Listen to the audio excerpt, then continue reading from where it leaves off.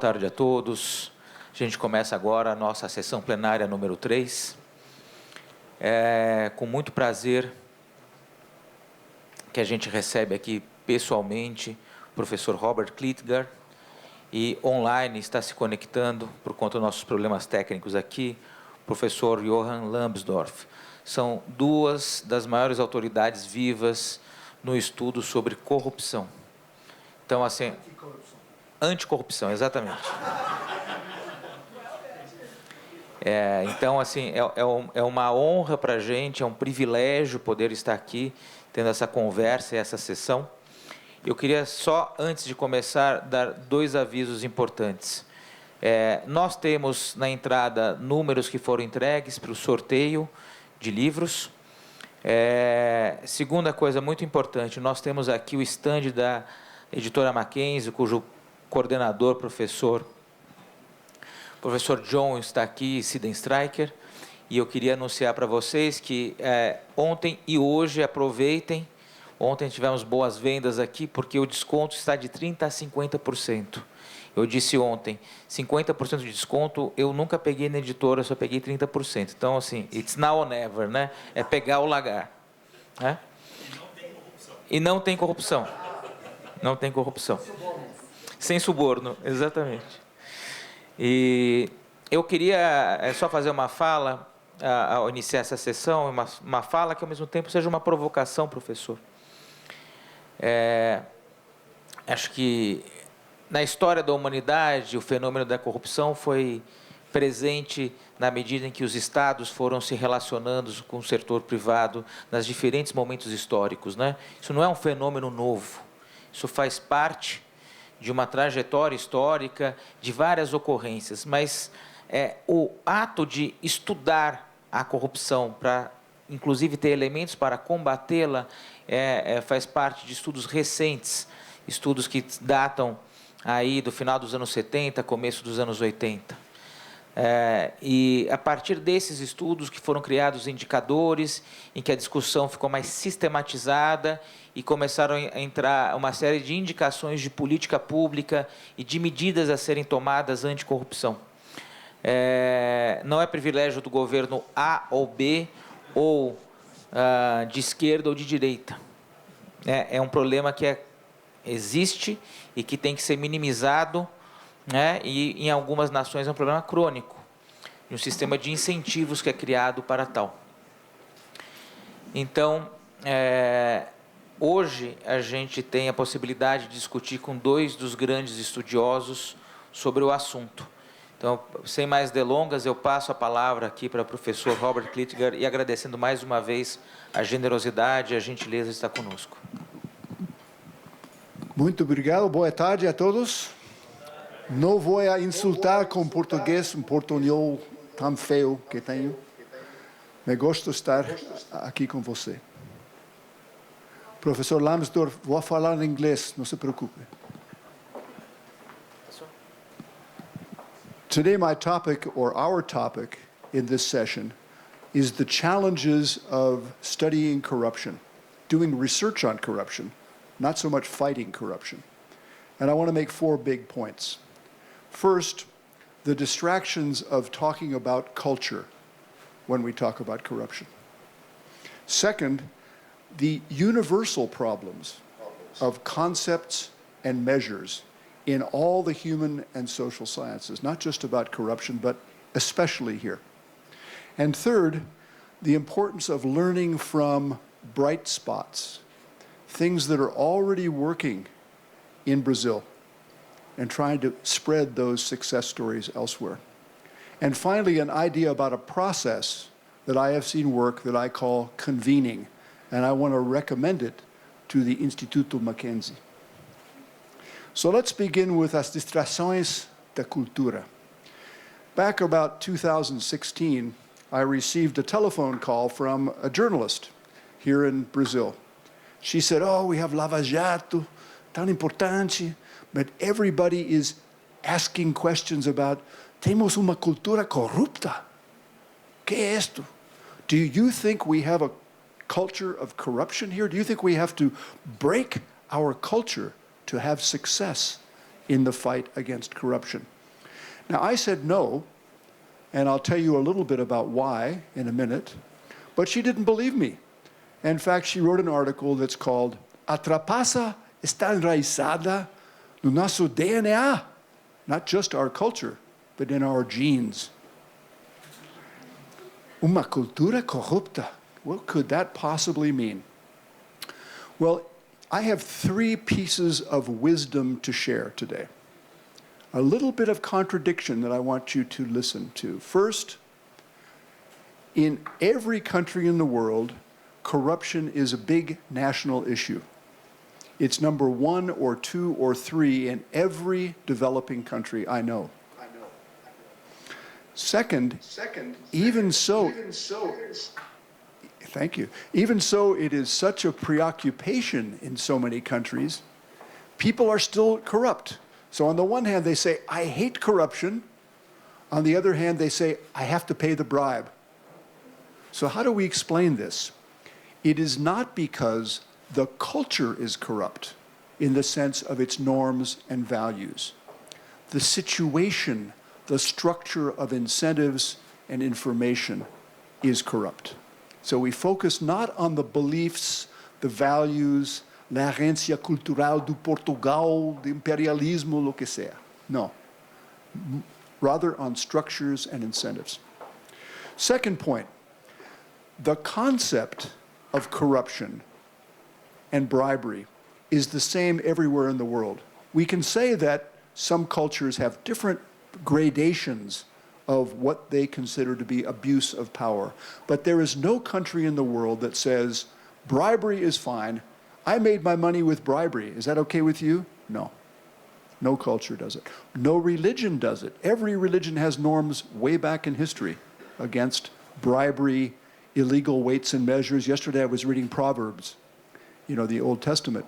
And there are at least 5 passages in Proverbs about weights and measures being incorrect and cheating people as being against the word of God. That's from Solomon in Proverbs. So even though we all agree on what corruption is, different cultures and religions have more prevalence of corruption. So some countries, hierarchical countries, more family ties, more Islam, have more corruption than other countries. I'm not saying it's causal, but that's the way it is. So third, even when some cultures have more corruption than others, and even when cultures are very hard to change, cambiar a mentalidade é muito difícil, especially for a government, to try to change your mind. Can't do it. Even so, there are many things we can do against corruption.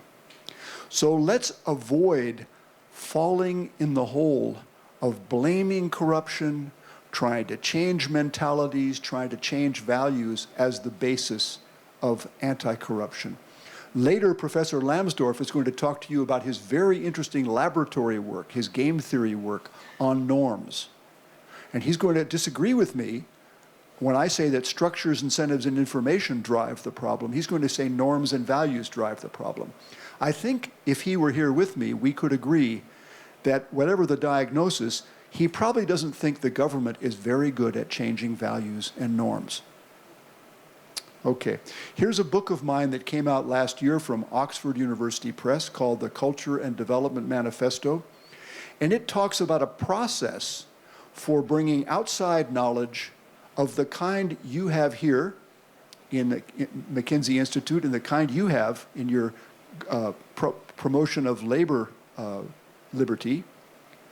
Bring that information to local people to combine the best of what we know and the best of what they know in a creative process.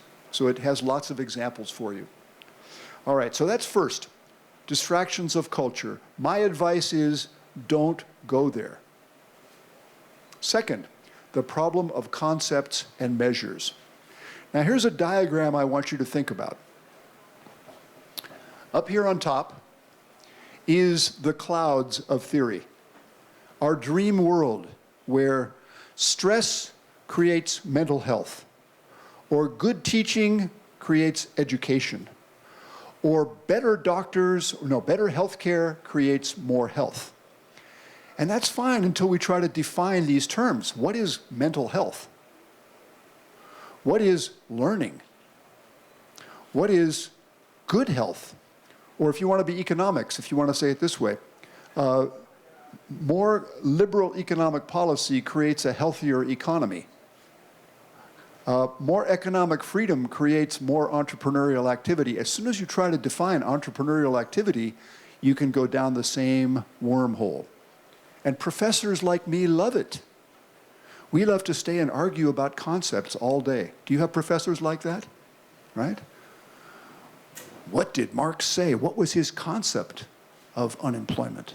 We could go on and on. But we have to be down here when we do social science or human science, down here at experience, where we have measures or mappings of concepts to measures, and we say these co-occur. These are correlated with. We hope there's a causal relationship, and that's for the statisticians and econometricians to figure out. But notice how these are classic problems. So the result of these classic problems in all the human sciences and social sciences, psychology, sociology, political science, economics, you have concepts that are very unclear. And yes, I mean capital, labor, unemployment, GDP, all those concepts. What are we trying to do here? Even in economics, we debate these terms. And therefore, there are debates over questions like corruption, where, well, it's cultural bias. What you call corruption in Germany, where they invented Transparency International, is not what we call corruption in Paraguay. No? You have these kind of debates. Or they say people use corruption politically. They use it on the right to blame certain kinds of interventionist policies for the failure of the state causing corruption. On the left, they say, the rich countries blame the poor countries for their poverty, saying it's corruption that does it. So there are accusations, you know, corruption does political work. It's a narrative. So what? What can we do about this? We go on and on with this. And secondly, the measures are always partial, inexact, incomplete. All the human sciences, all the social sciences, but because they're incomplete, the critics will say, well, you know, you've overgeneralized. You're using 3 pieces of data instead of 12 dimensions. It's a biased measure. You've chosen your political point of view and chosen your measures accordingly. Awful. And in practice, when we try to use these things, it's very difficult because we use samples, we have different time periods, and on and on. So what to do about this? Let me give you 2 examples from Brazil. There's a new study, it came out this year, by Colonelli et al., called What Predicts Corruption? And it's in a book that costs... Hello? No, that's a lot of money. I agree. The microphone failed with the idea of a $200 book. And here's what they do. They take a look at the municipalities' investigations, you know, that the Contraloria Geral da União did from 2003 to 2014. They have 1,881 municipios al azar, chosen by the CGU. And they take modest or moderate to severe irregularities, and they divide that by the size of the municipality to get an index of irregularities. And that will be their measure of corruption. Their statistic is not the average number, they divide all the 881 municipalities into 2, either above average or below average, in other words, bad and okay, or very bad, tops 25% of irregularities, and not so good. Okay? And then they take 147 predictors in 8 categories and throw it into the computer. This is machine learning, which is what gets these published nowadays, if you do machine learning, right? They did neural nets, they did regression trees, they did all the different methods. And what they found out was the business conditions in each municipality were more important than the size of the state or the political conditions like spending, some of the measures that you have in your index. Now, what do they mean by economic conditions? They mean Was there a big construction industry? Is there size of market concentration in the private sector? And what's the level of human capital? And those three are the predictors. And from this, they draw a fallacious conclusion. You know what a fallacy is? A fallacy is a logical mistake. So here's what they say. In addition, it is important to realize that recent efforts to control corruption, these mechanisms, bottom-up accountability, salary and incentives, civil service reforms, those three, let's take those three, they say that these three medicines depend on the politics are the most important predictors of malfeasance. So here's the actual diagram. Policies plus the local conditions, economic and political, lead to these irregularities.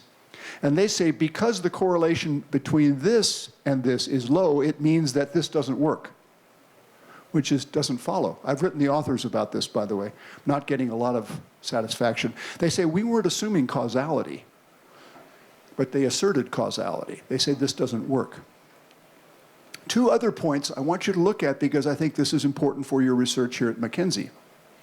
First, how did the irregularities affect government performance? Analogy, how does the index of, what did you call it, Vladimir? The index of estadual? Liberdade Econômica estadual. How does that affect government performance? And how does it affect the results? Do people invest more? Are they happier with their governments? Do they vote differently? The authors don't say. They're happy to talk about irregularities are predicted by something. And so we say, well, you know, you could have irregularities and it could actually help flexibility, provide more representation. We don't know. So let's not leave it there if you do that study. Here's another one from the American Economic Review. Colonelli is also the author of this one. He's a professor at the University of Chicago Booth School of Business. This is about patronage and selection in public service organizations.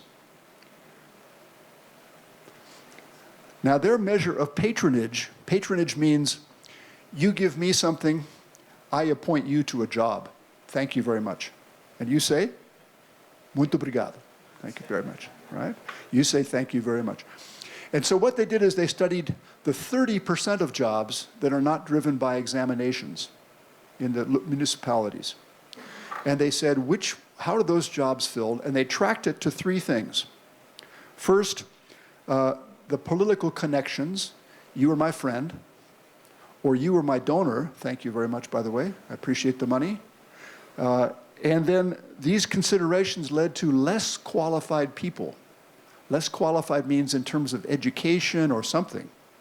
Now, if we said, why do people appoint somebody who's not the best at the exam? You might say, well, they want more women. They want more people from this part of the city. They want more people who are loyal to the political party, who understand what we're trying to do. All those things are good, possibly. Or they could be bribery. Simply because you gave me money, I appointed you. Okay?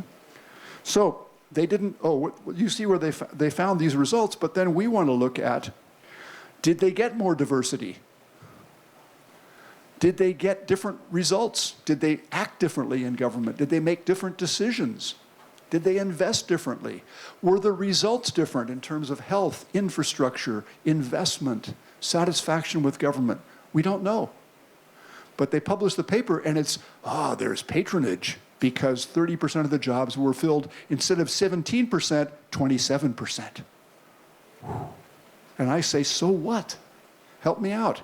So lessons for your research and my research. First, we look at mean effects, the average effects across all cities. Okay, that's all right. We have to do that. The regression coefficient is an average effect, of other things equal. But we often forget what we care about. What we care about, what does it mean for the services provided by the government? And what does it mean for the development outcomes, especially for the poor and the disadvantaged? And so my third point for you this afternoon is to go beyond the average and look at the exceptions. When you do your regression study, look at the ones that are above the regression line that did better than expected. Okay? So let's talk about that. Yes, it can be done. There's so much pessimism about fighting corruption. Oh, but you know, this approach doesn't work, that approach doesn't work. It's all because of la naturaleza humana. We are all sinners. We are all have avaricia, ganancia, right? We have these sins, and therefore, nothing can be done. But if you look at the Philippines in 2010, 4 years later, it was the most improved country in the world, according to the World Economic Forum, in the Global Competitiveness Index. Poverty went down, investment went up, growth went up under Benigno Aquino III, where his campaign slogan was, "Where there is no corruption, there is no poverty." That's how he won the election. Another example is Georgia in 2004, where the slogan was, "Georgia without corruption," and he won a landslide. And you can read about it in the books, about how they did it and how they reduced all sorts of corruption, raised revenues, investment went up in 4 years, foreign investment went up by 3 times in 4 years, and GDP growth doubled in 5 years. There are many other examples. Take a look at the website called Innovations for Successful Societies at Princeton University. More than 100 case studies of things that work in poor countries particularly, and a number of them are reforms of government, including fighting corruption. I have many more in my book. A Corrupção sob Controle is the translation in Portuguese, but I'll give you some free books later on. So let me give you 2 examples from other countries. This is Pakistan and the province of Punjab in green, a place with widespread corruption. For example, if you wanted to register your land, you had to pay a soborno. If you were out in the schools, your teachers don't show up to class. They just say, I get paid, I think I'll take care of my kids instead of teaching. So what do they do? Well, first let me show you a little bit more about Punjab. This is it. About the population of Germany, 82 million people when we start this case. Per capita income is only $1,800 US, so it's very poor. But despite the poverty and the agricultural base of its economy, 80% of poor people have celulares.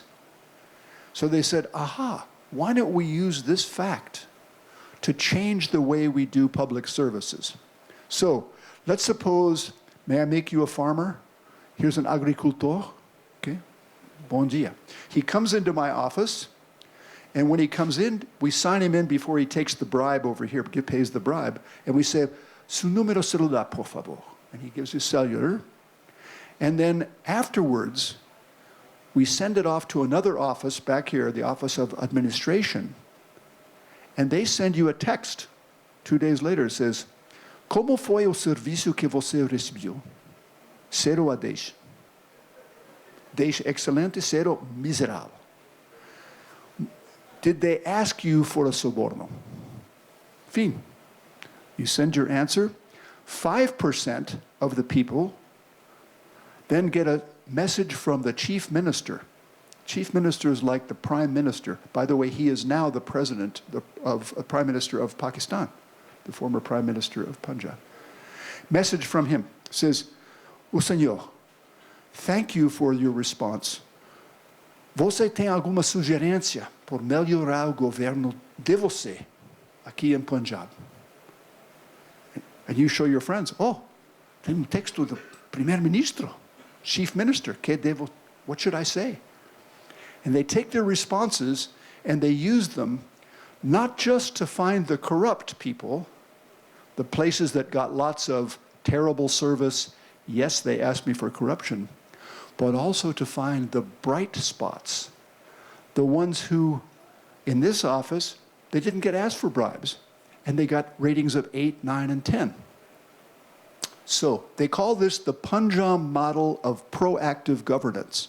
It's been copied in 30 countries around the world. Chicago, Illinois, not a very efficient government, is trying to use it.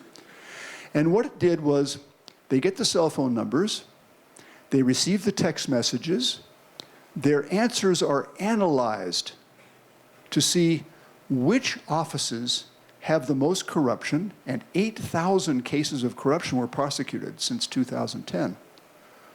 But more than that, they had the teachers take selfies in the classroom. So, you know, the teacher doesn't come, but now they say, Roberto, take a selfie of the class. Do you mind?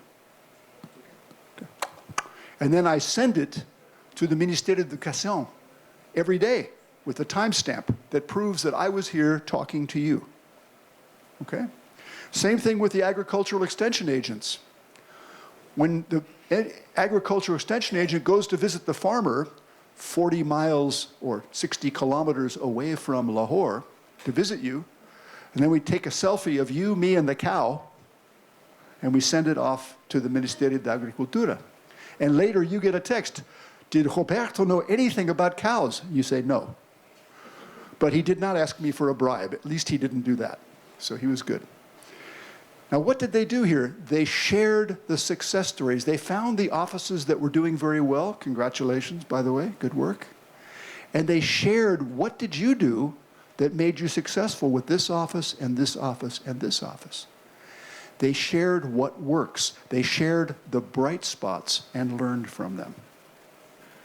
Let's go to one other example. This is from Peru. Isn't that beautiful? Have you anybody been to Peru here? Conoce Peru? This is an altiplano, which is at about 3,000 meters and up, the flat part. The background is 5,000 meters. It's an amazing place. Make sure you bring your oxygen. This is Beatriz Bossa. She's the founder of something called Ciudadanos al Día, which, as you know, means citizens up to date, citizens informados, ciudadanos informados. And her idea was, let's see if we can measure the quality of government by asking people simple questions. So you leave the clinic, the hospital, or you leave City Hall, or you leave the ministry, and they have a person out there from an independent polling association that does sondeos. No? And they say, same questions as in Panama, as in Pakistan, more or less. How was the quality of service that you received today? 8, 10, 2. No? And were you asked to pay a bribe? Yes or no? And that's it. And then they sum it across these parts. This is the parts of Lima. This is a little bit like what you're doing in Minas Gerais and nationally. They take a summary here, right? And they take these numbers, and then they publicize them. They went to the newspaper and said, will you publish this? Yes, we love rankings. We love to publish rankings. They're good, they're bad. And controversia. Whoa, you can't compare me with them. They're very rich. And the answer is, what are you going to do to improve? Okay, this dynamic was the first step. Information about bright spots. But look what they did next. They started prizes. Okay, every year they have a nationally televised prize-giving thing. So what they do is they take the great Peruvian volleyball star, that's you, the former president, who's not corrupt, thank you very much, the Archbishop of Lima, the famous movie star, thank you for coming, and they make a committee. And they give them 3 hospitals, 3 cities, and 3 ministries that a bunch of technocrats like us has chosen as the ones who are most improved. And they give them, choose one. So they get together, and on Friday night they come, and they have the mayor there from Cusco, the mayor from Arequipa, the mayor, the 3 finalists. They say, Mayor, how are you? Are you happy to be here? Oh, yeah, I'm very happy. Is your team here? Yes, Arequipa.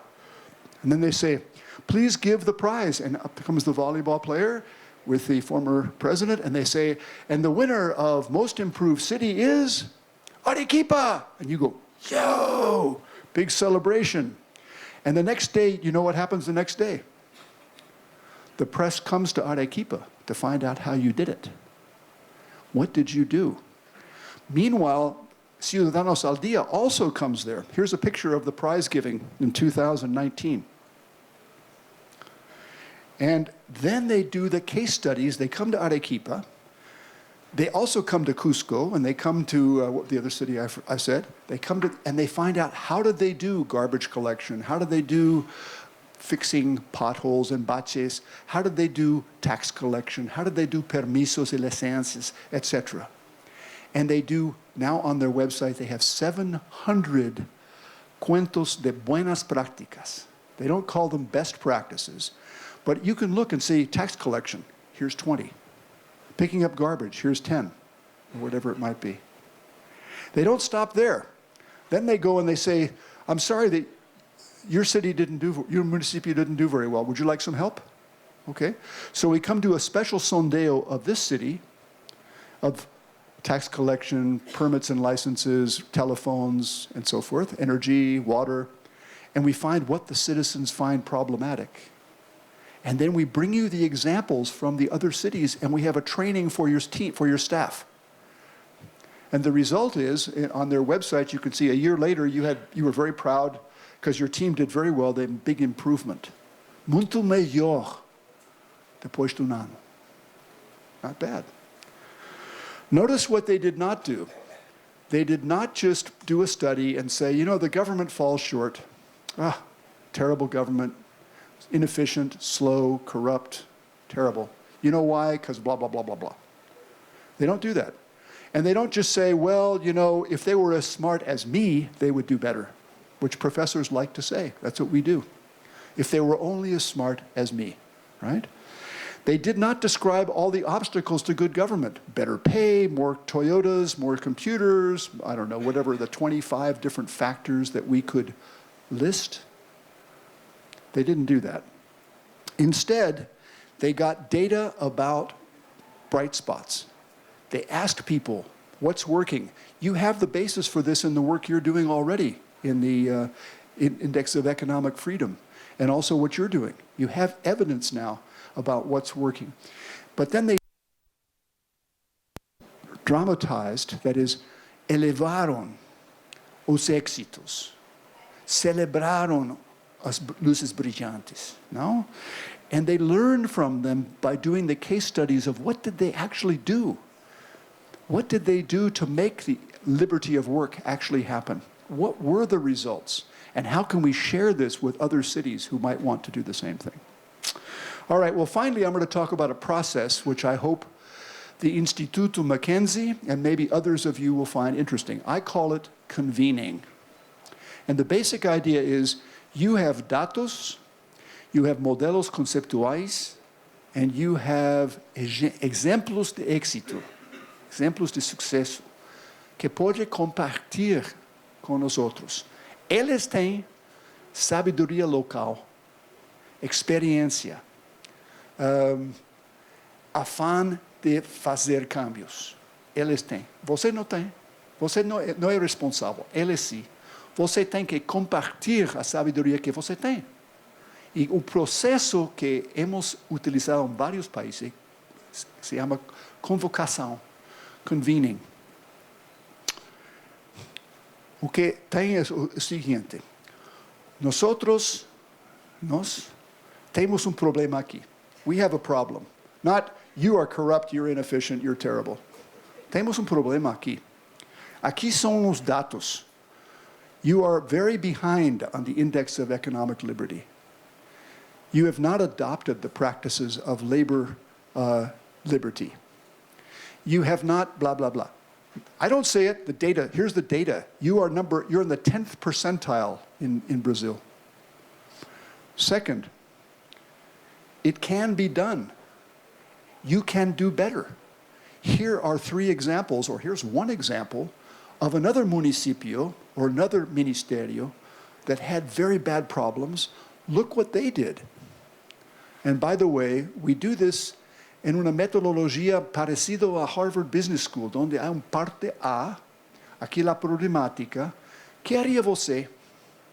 Então, você trabalha em grupos, fazem recomendações, então, depois, vemos o que fizeram lá, intercambiamos opiniões e a conclusão é, como lhe parece? Como parece o que eles did? E aqui são os princípios. Here is how you can do it. Here are some principles from economics.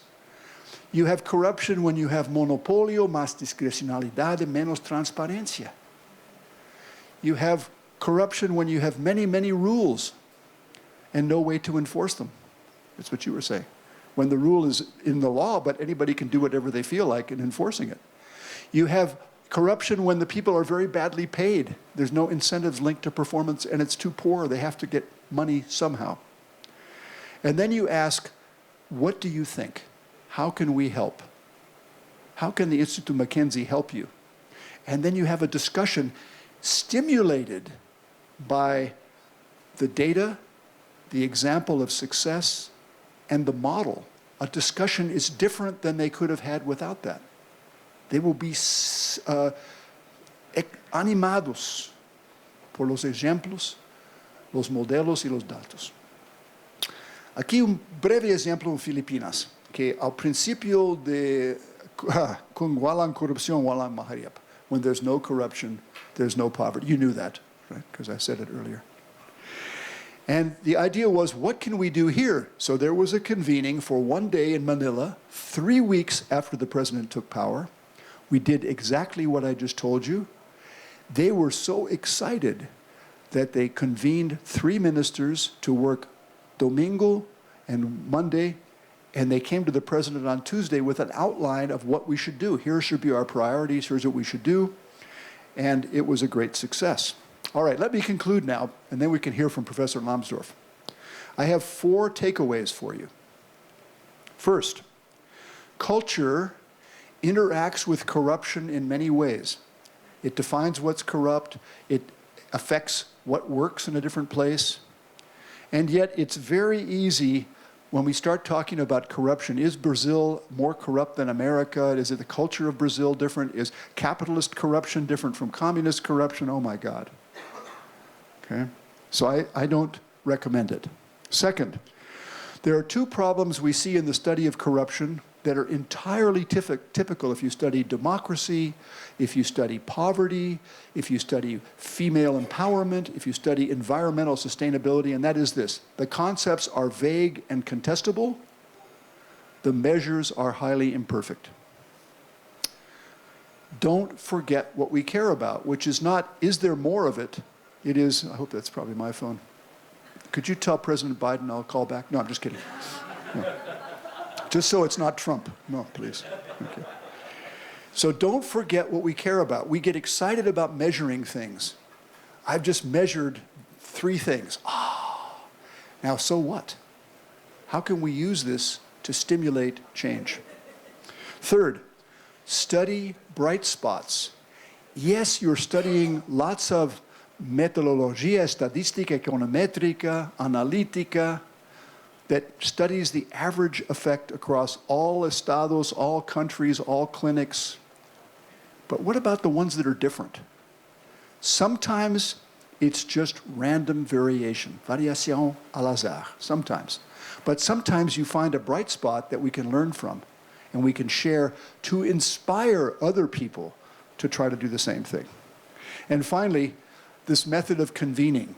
I hope you will think about how the Instituto Mackenzie could use the knowledge you gathered from many of your studies to bring people together to look at what works and why. So, my wife created a website called robertklitgard.com where it's free books, free videos, free papers. And you know what they say in economics. The value, when something is free, you know what its value is? Price is 0, value is probably not very high. And here are 3 free books you can get on there. Here's my follow-up information if you'd like to get a hold of me. If you want to send me an email, ask me a question, tell me your story, I'd love to hear it. You can follow me on Twitter at Liberdade. And you can also see me on Facebook. Thank you very much. Thank you for putting up with my English.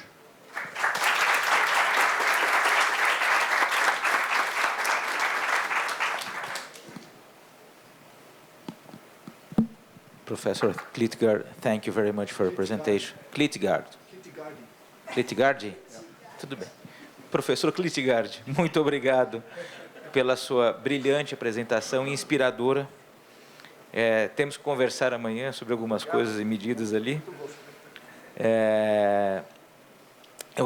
Eu vou acionar, tem uma questão tecnológica, eu tenho que levantar, eu tenho que minimizar a apresentação e colocar o display. Professor, você me ajuda?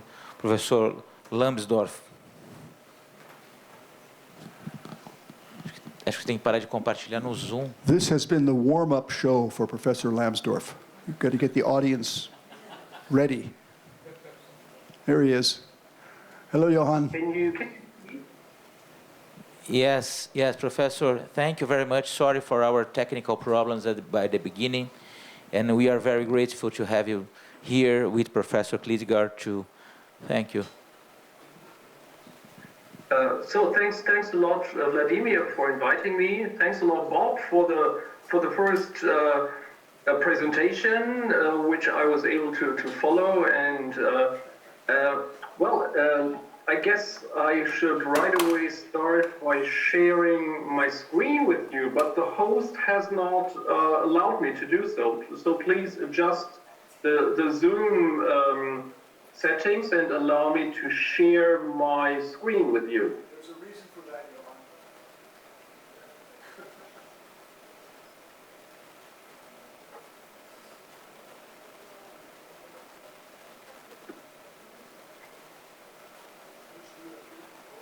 Hello, can you hear me?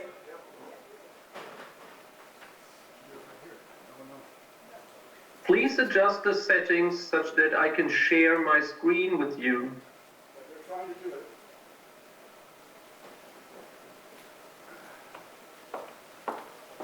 it. Professor, we're trying to do, there is some blocking. Just a minute, please. We're trying to solve.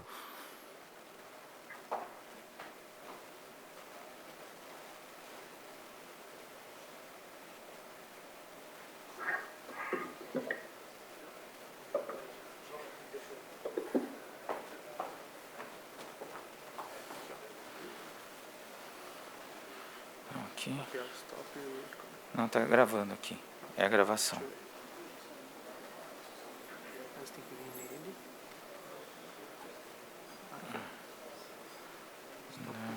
Não. Não. Allow to make host. Yes. Professor, please try if now it's available for you to share your screen. Yeah. Yep. Thank you very much. Okay, you see it? Okay, great. So, thanks a lot for the invitation, for giving me the opportunity. Here from far away from Germany, we are happy to have experienced now Zoom and all the video conferencing, such that I can reach far away to Brazil to present. Basically, what I want to tell you about is some experimental findings. And what I want to tell you about is, you might know my work largely being connected with the Corruption Perceptions Index, and that is now already 27 years ago that I invented that on behalf of Transparency International. And that has certainly been very important. Bob mentioned some of the caveats that are associated with comparing countries, and still it supplied a benchmark for a starting point on discussion. And for me, it was a starting point for my academic career, because I wanted to find out about the causes and consequences of corruption. And I did not consider myself to be an anti-corruption activist, but I must confess, the more I started to measure and find out about the causes and consequences of the corruption, that the more I became one, in fact. Now, when you associate my name with this piece of work in academia. Many also know my book from Cambridge University Press on the institutional economics of corruption and reform. So, and the approach that I was that I am still highlighting is the understanding of corrupt transactions, of how they are actually enforced, of how corrupt actors arrange their corrupt deals, an understanding of the power of reciprocity and how that can evolve, and that this should be a starting point for anti-corruption.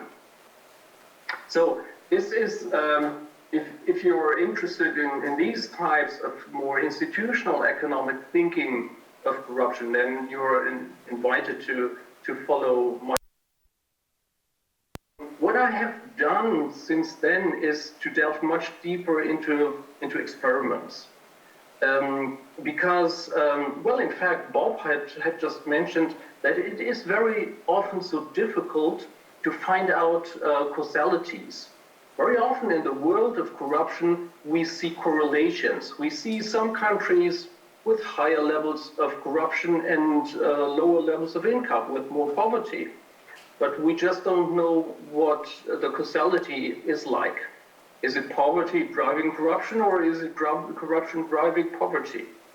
And because we are so uncertain about causality, it is very fruitful to engage in experiments, because here we are having a tool where the experimenter has full control and can find out the causalities.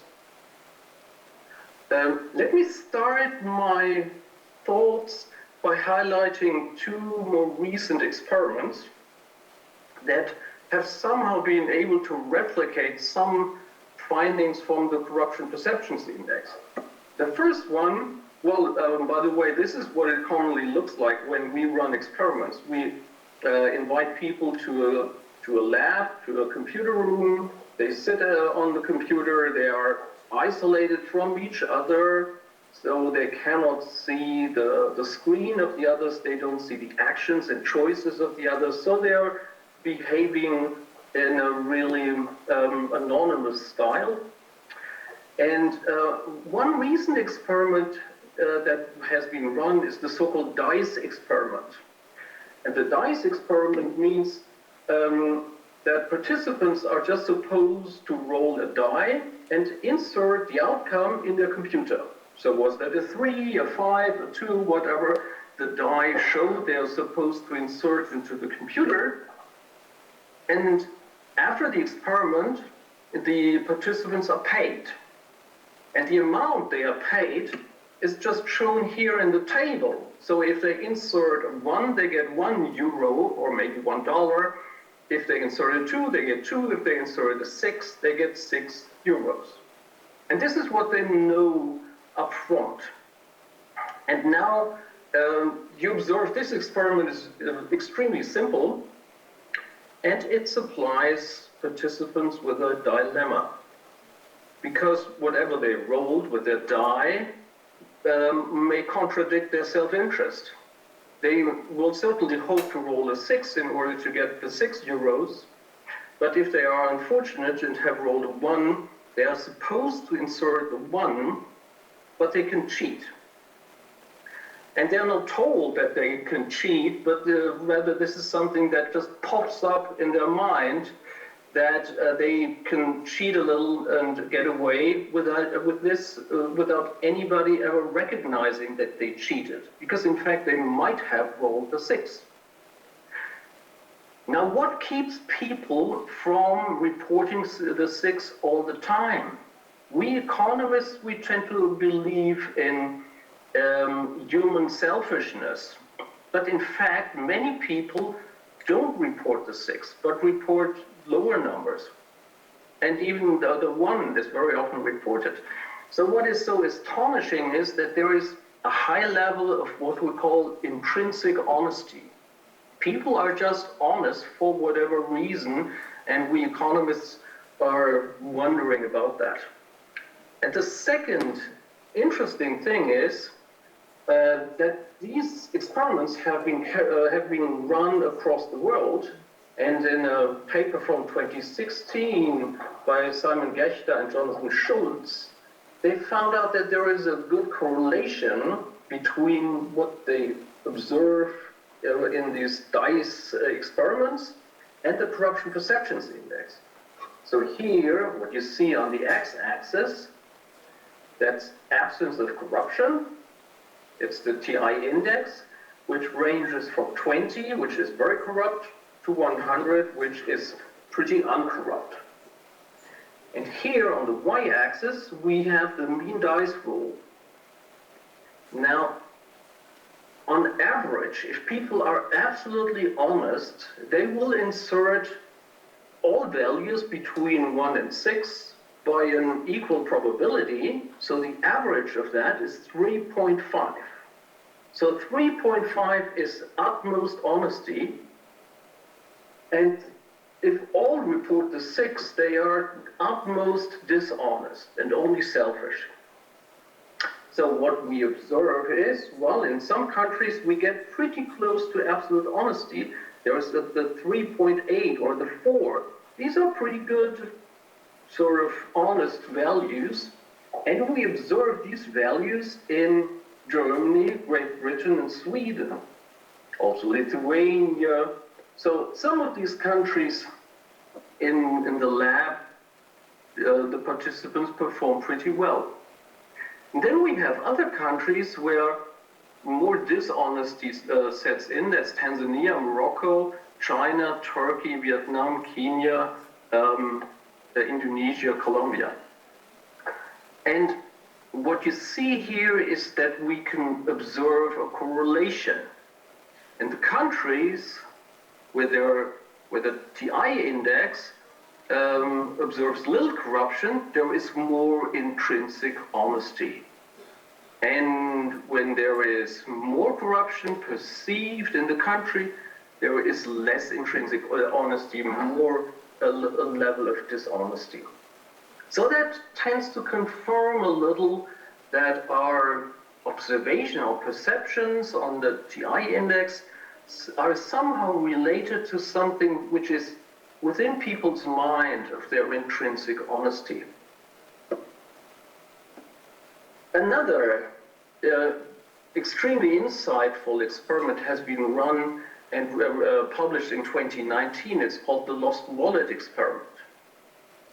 Now, this experiment was not in the lab, but it was in the field, and it was carried out by a cohort, a huge cohort of supporters of the actual experimenters and the authors of the study.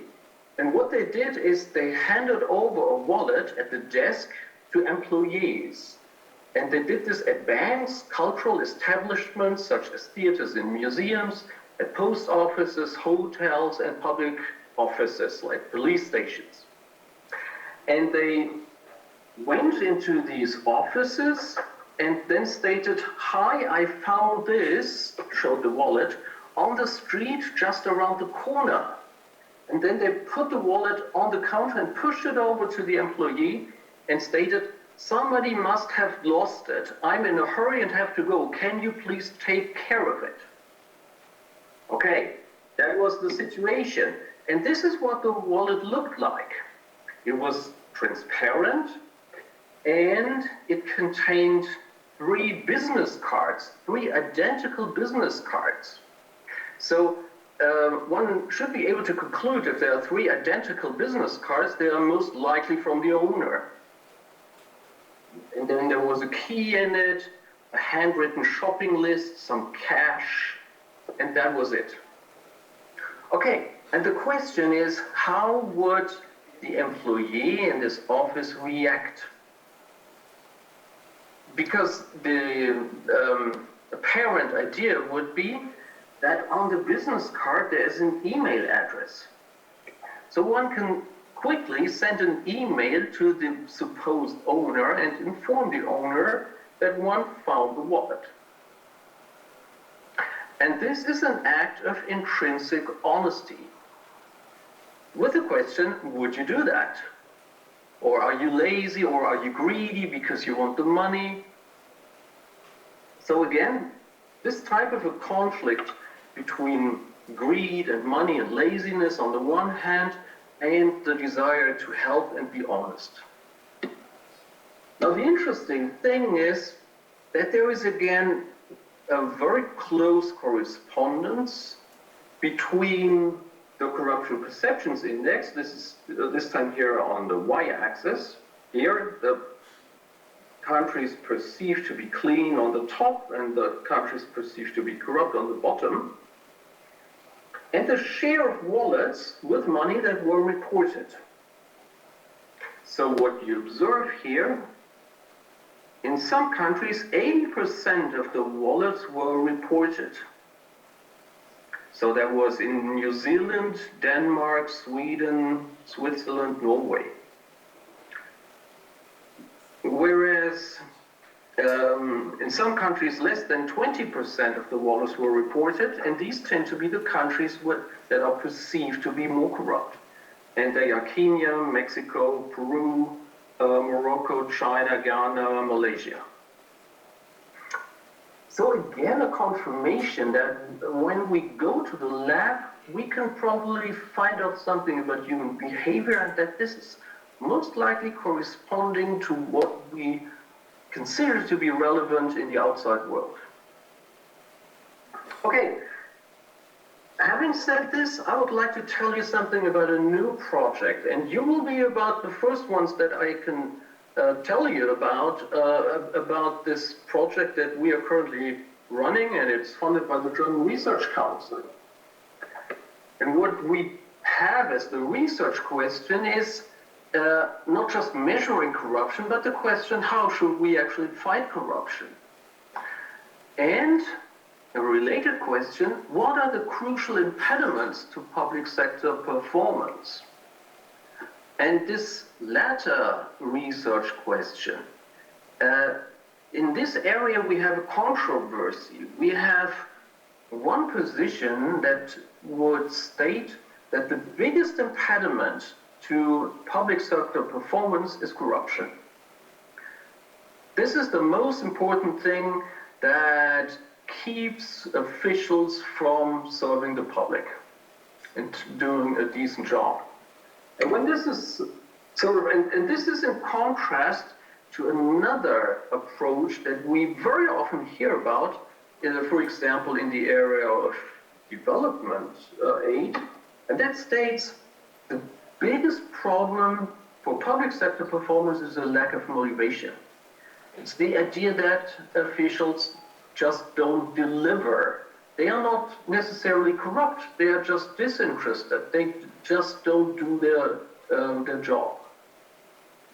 And these tend to be two problems that are certainly both bad for performance, but which of them is actually the bigger one? And there is a huge controversy that we have among practitioners here. Because on the one hand, if it is corruption, then we should engage in punishment and deterrence. And that should be our focus. And when it is a lack of motivation, then we should rather employ management tools. So what can we do as managers to motivate people? The right tone at the top, an ethics code, decent recruitment systems, advancement by merit, all sorts of tools that are at our disposal. And it's not only the choice of the tools that is relevant.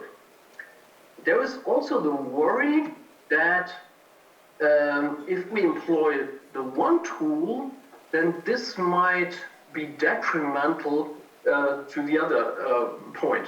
Let me illustrate that.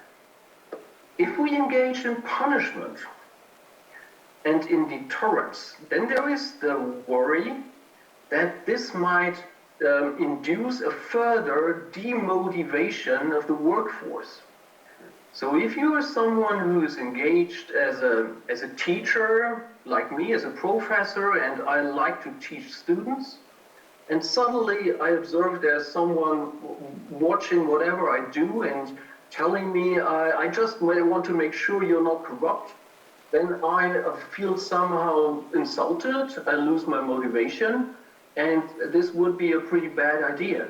And we have these types of what we call crowding out effects, that my motivation is crowded out by too much of control.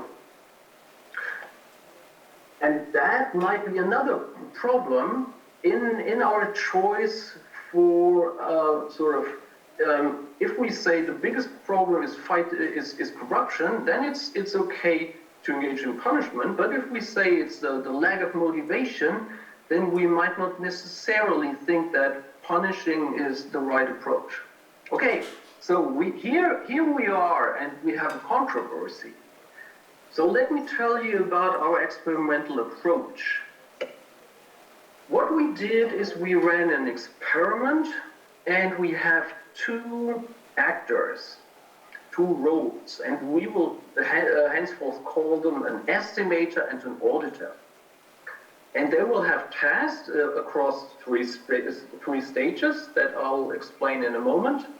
And we play the game across 60 rounds repeatedly with them, so they get really used to that and know what to do. And we programmed this with a software, and we already ran it at 2 laboratories in Germany. So up to now, I'll report about the first 266 participants that we had with our data. So here's the first stage of the task. An estimator is endowed with 20 Thaler. A Thaler is an official, some artificial currency, which is at the end of the experiment exchanged for euros. Now, the estimator would propose a transfer between 0 and 20 Thalers, a transfer to the auditor, and the auditor can accept or reject. So consider this to be some type of a gift. If the estimator sends all 20 Thalers, this is really generous, and sending 0 is a little nasty. But the auditor can reject, and in case of rejection, the auditor receives 8 Thaler and the estimator keeps 12 Thalers. So this is a type of a benchmark. So for a moment, assume that the estimator shifts over transfers 14 Thaler, but the auditor might feel uncomfortable with taking a gift and rejects, and in such a case, this is reduced to 8 Thaler. Okay? So this is the first stage. The second stage of the experiment is a guessing task. The estimator sees a picture for 6 seconds, and here I show you one picture, and imagine that you see this picture only for 6 seconds. And the task of the estimator is to guess the amount of objects on the picture. Okay. Now after 6 seconds, then you must determine, you must guess, and the auditor sees the same picture for 30 seconds, can count much better the amount of objects. Then the auditor receives the estimator's guess and decides whether this guess is good or bad, whether the guess deserves a price of 20 Thaler. And the rule is, if the auditor thinks the guess is good enough, which means plus minus 5 of what the auditor considers to be the right amount, if it is within that margin, the auditor is supposed to allocate the price, to award the price. Okay? So this is the second guess, the second stage, and the third stage is a review stage. Now with a probability of 25%, or if either the estimator or the auditor request a review, such a review will take place. And the review states on the first, at first, it states whether a transfer greater than 8 was proposed and whether such a transfer was accepted or not. So here you observe, well, was there some unusual gift giving associated with the first stage? And second, whether an inspector would have awarded the prize or not. So that refers to the second stage. Was the decision of the auditor most likely to be right or not? This will be found out in this review stage. Now, a review may have consequences or not, and this is what we call treatments. So we run this experiment in different conditions. The first one is the so-called baseline, which means that there's only a review. The participants are told about the consequences, but there's nothing happening. There are no consequences, no punishment whatsoever. They're only told about the outcome of the review. Then punish offer is one condition, which means 8 thaler are deducted from the estimator if a transfer larger than 8 was proposed. And that resembles a world where the briber is punished. The one who is willing to hand over gifts above 8 to the auditor. And the third condition was punishing the acceptance. So 8 thalers are deducted from the auditor if a transfer larger than 8 was accepted. So that is a world where the bribe taking is punished. Okay, so this is the experiment, and there are lots of things that we can find out. The first thing is we observed all sorts of transfers. Recall the estimators could send transfers between 0 and 20, and you find some who indeed proposed the 0, and some who proposed the 20, and lots of transfers in between. Whenever a transfer was rejected, auditor could secure for himself or herself a value of 8. And very often 8 was also proposed, which is sort of the baseline. But anything above can be considered a small bribe. Okay? Now, how did the transfers actually change between our treatments? Well, we do observe that the influence of punishment was not so large. But what we do find, and which is not astonishing, is that when we punish the offering of a transfer, that these transfers went down. So this is here the red bar, which is lower than in the other treatments. That was not really very surprising and does not have so many consequences. Now what is also interesting is when are officials actually willing to accept a transfer? This might be a little more interesting now, because you see in the baseline, when there are no penalties at all, the officials, the auditors are very likely to accept the transfer. This goes down in the treatments when the estimators are punished for offers, because, why is that so? Because the offers themselves are lower. And when the offers are low, it's not so attractive to accept them. So the probability of accepting these offers then certainly goes down. And also quite in line with our intuition, when the officials are punished for accepting transfers above 8, then the probability of acceptance goes further down. So this is the first intuitive, and we would guess that tells a story that is reasonable. So we think that punishment seems to work well in these environments. Now, I'm getting more and more to our first research question. Here, in order to address that, here are the deviations from the correct values. Now, talking about the second stage. At this second stage, the estimators had only 6 seconds to guess the amount of objects. And these guesses sometimes were grossly wrong.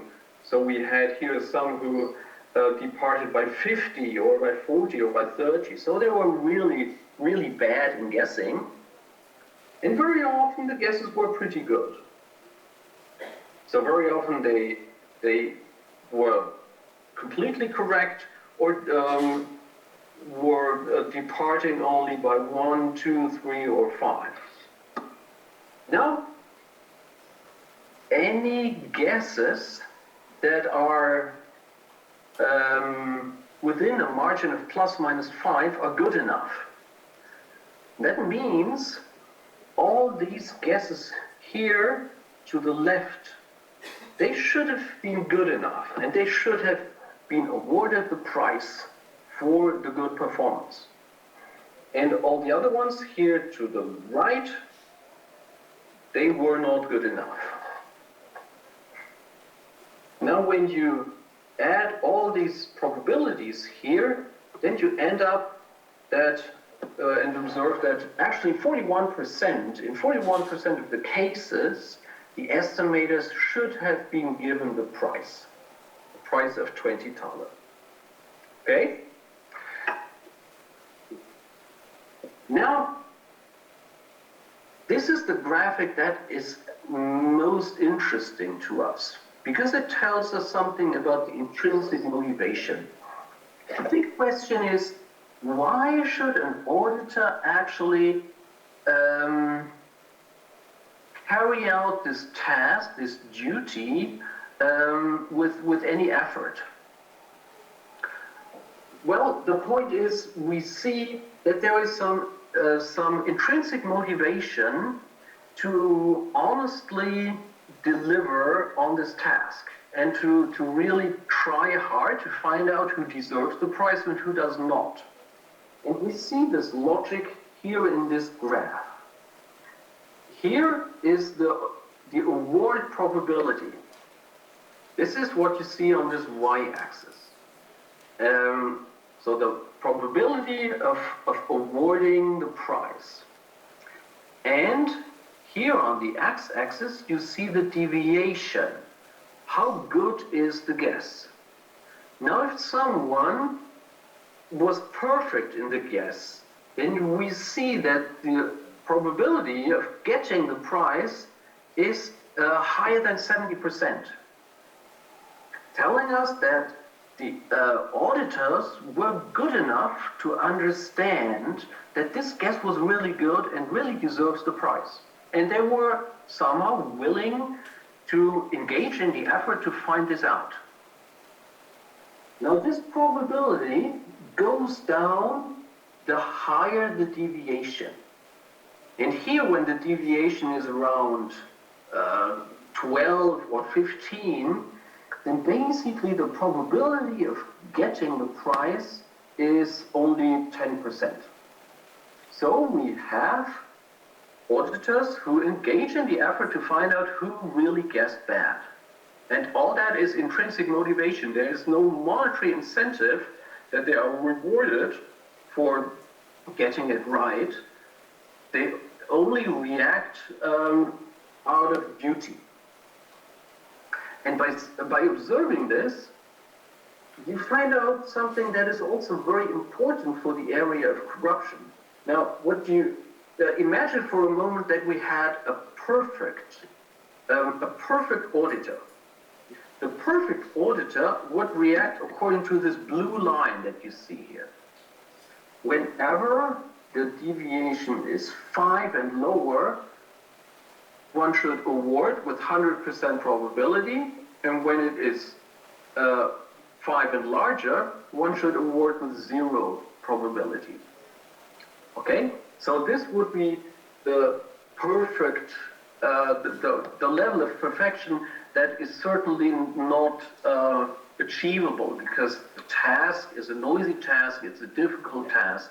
Even one who is perfectly honest, perfectly intrinsic motivated will not reach this level. But what we see here at the same time are two consequences, two dismal consequences of corruption. There is at first an error type 2, which means the price is wrongfully withheld. So what you see here is between 0 and 5, the deviations are small, so the estimator deserves the price. Still, they get the price here only with 70% probability, going down to 50% probability. So we have cases above here where the estimate was good, the guess was good, but they did not get the price. So, and this is what we call the type 2 error.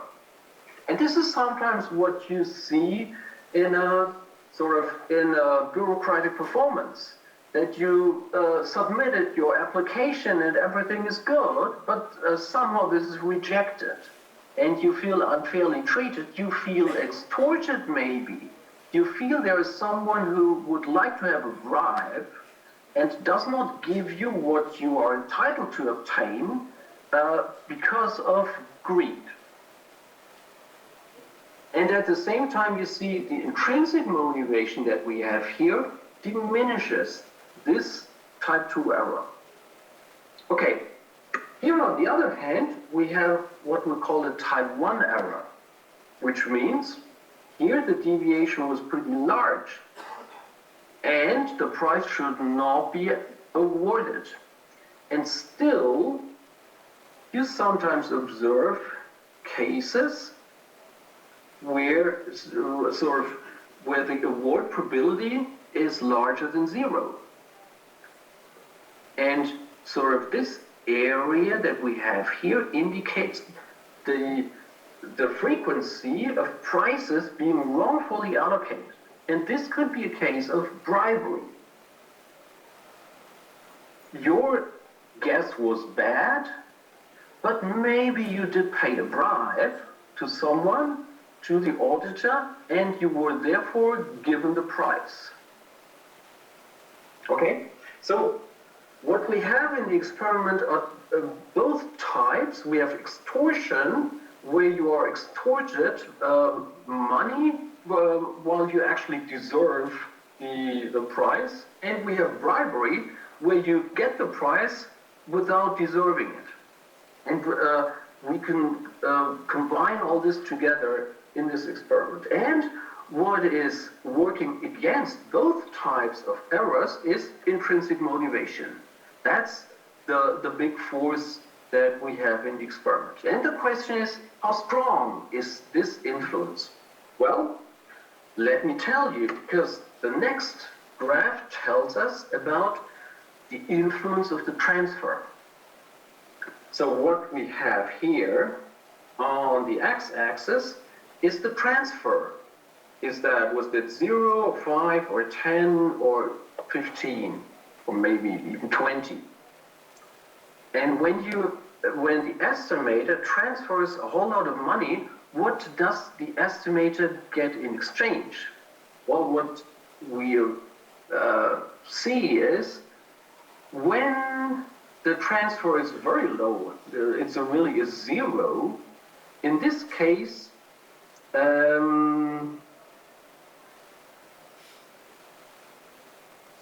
no, I'm getting confused here.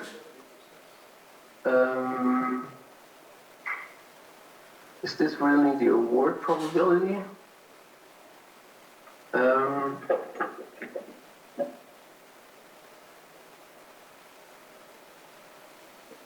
The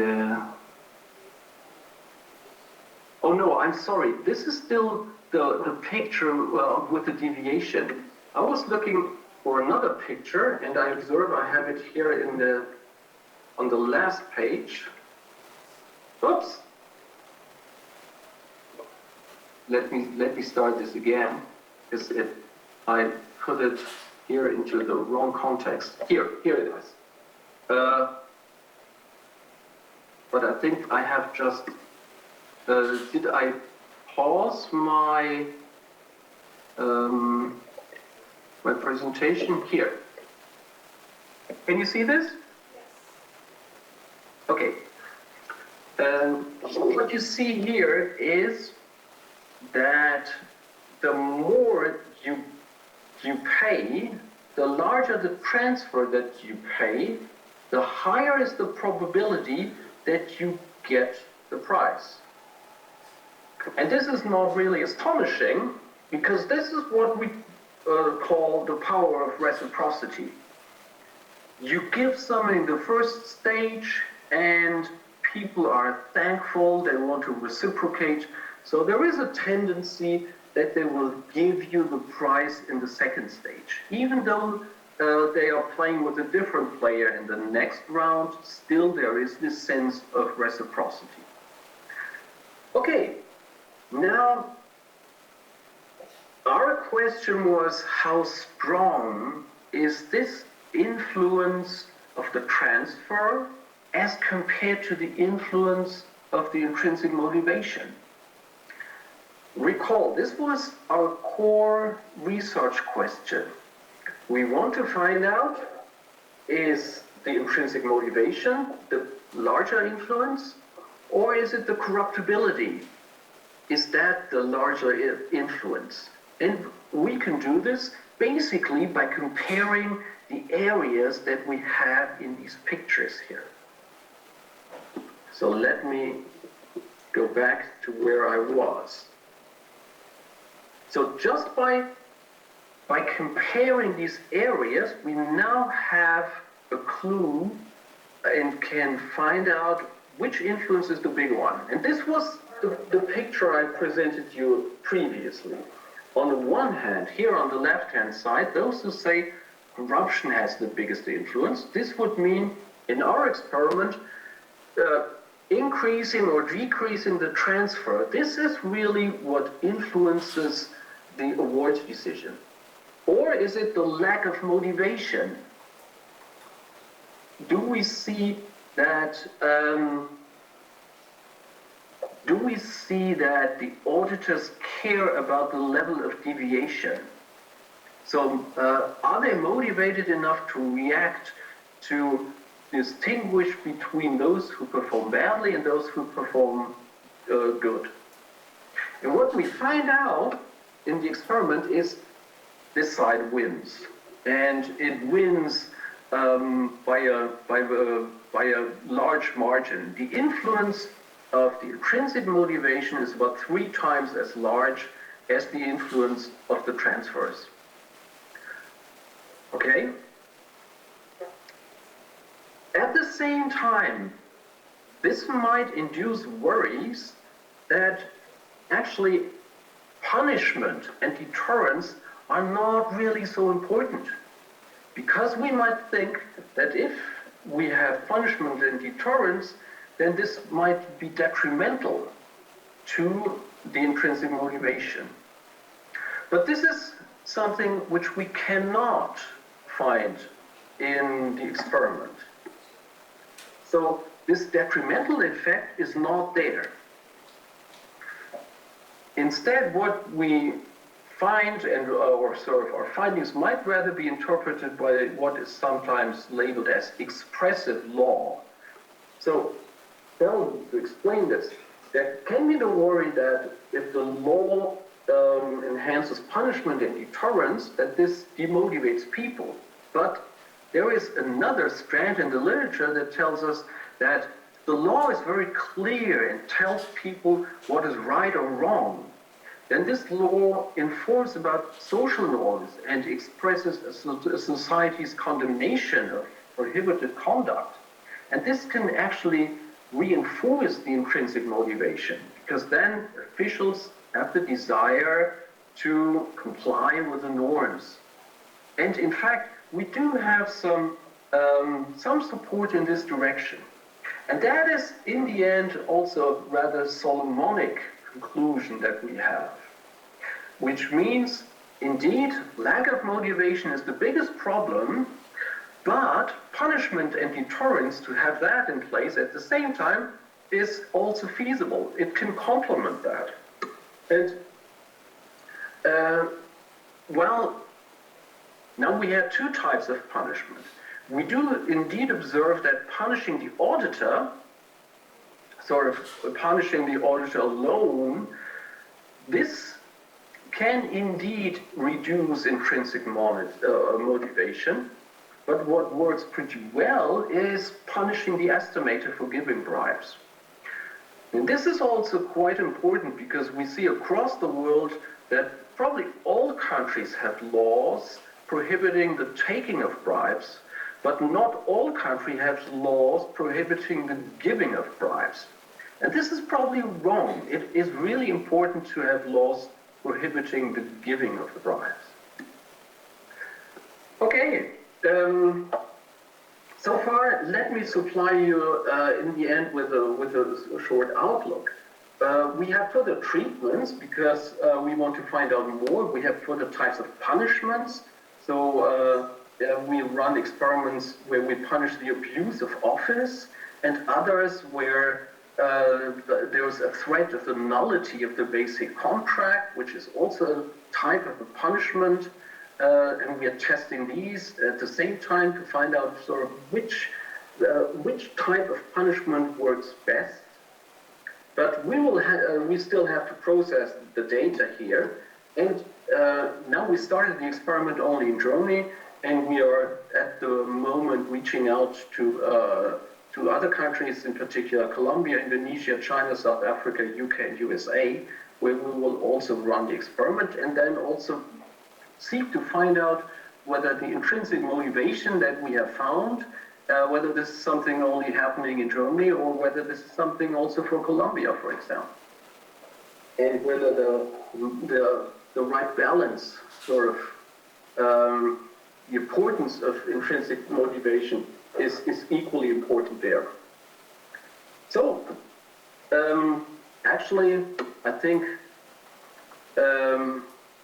I don't think I have to go through this, but just briefly, there is a standard approach which focuses really on the punishment side, on the control side, and there is another strand in the literature that focuses on behavioral approaches, on intrinsic motivation, and on the one hand, we would argue that we need accountants and compliance officers and prosecutors and policemen.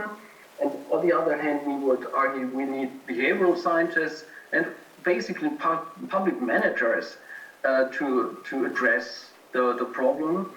And our finding points out that indeed public management is probably the key, most important part, but it's absolutely fine also to impose some punishment and penalties. Mostly they are not wrong, and we can find ways to design them well. So much for this. Thank you for your attention, and I'm happy for any questions and discussions also jointly with Bob. Thank you.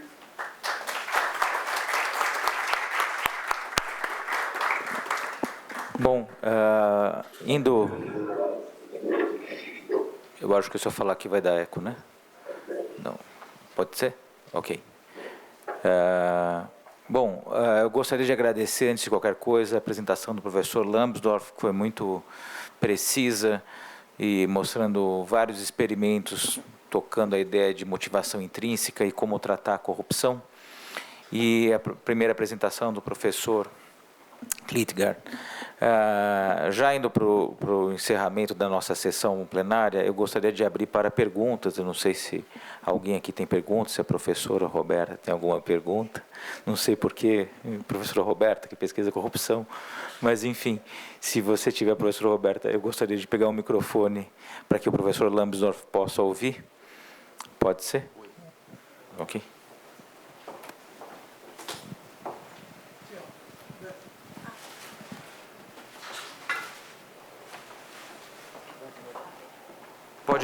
Pode falar daqui, que a câmera está apontada aqui para a plateia, ele está te vendo.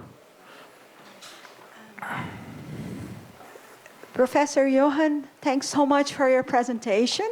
I've been following your research on behavior studies, so I also am a contributor of yours, and I have an entry in the Encyclopedia of Corruption Law, and my entry is behavior studies, so I've been following your studies.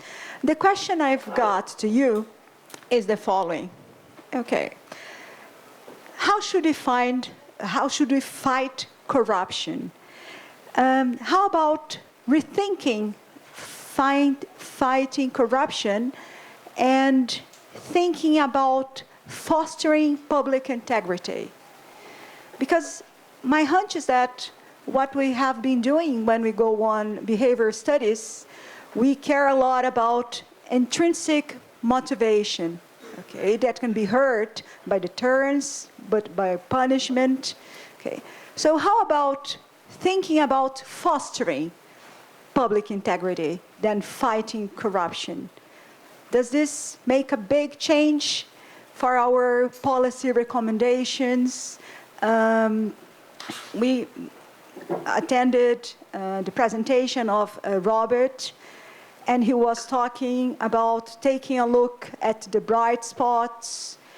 Shall we do both? Shall we take a look at our behavior studies and also take a look at how to foster public integrity, taking a look at the specificity of countries and celebrating the success of a very difficult effort that is trying to have less corruption and more public integrity? What are your hunches, given your huge tradition on corruption research? Yeah, thanks for the question. Let me address your question directly by reference to the experiment, because I think I've been thinking along this line for quite some time, and I believe we found a clue that supplies an answer to your question in the experiment. The first thing is integrity is probably very closely related to intrinsic honesty. And we see in the cross-country data that we have that this tends to correlate strongly with the Corruption Perceptions Index. So that means it will probably be quite difficult to educate people to higher levels of integrity in countries where corruption is rampant, because you're sort of starting at a low level, and efforts to foster integrity may not be trustworthy, may be difficult. Maybe they'll work, but quite likely this is really an uphill struggle. What we think after the experience with the experiment is that rather focusing too narrow on intrinsic honesty, it is worthwhile to have a broader understanding of intrinsic motivation. And what is intrinsic motivation? We have intrinsic motivation in the sense that people just like their job. Teachers like to teach, doctors like to heal people, many people who just love their job. Other people who want to improve their skills, they want to master the job, or they like a sense of autonomy in their job, of being their own masters, or of competing with others in order to be good at what they're doing. All these are types of intrinsic motivation, and we started to understand how broad this area of intrinsic motivation actually is. Now, what is helpful for reducing corruption and for performance in the public sector is not only integrity, which is a rather narrow approach. but rather this broad approach of intrinsic motivation, where we see there are lots of different components to that. And what we would suggest is, right, it's okay, try to foster integrity, but have a more embracing approach to fostering intrinsic motivation. So this might also entail sometimes giving people a sense of autonomy, not necessarily controlling everything, not always taking away discretionary power, but rather when one believes there is a level of intrinsic motivation, then it's also okay to grant people some discretionary power. So once we have this broader approach, I think we can be a bit more hopeful, because integrity per se is really sort of scarce in supply.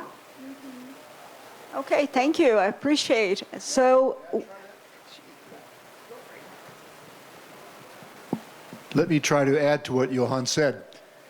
2 points. One, in every successful anti-corruption campaign I know, I don't mean eradication, I mean improvement, cities, ministries, and countries, they began with frying big fish, because the sense of impunity in the country discourages citizens and officials. So some big people had to fall, not only from the opposition party.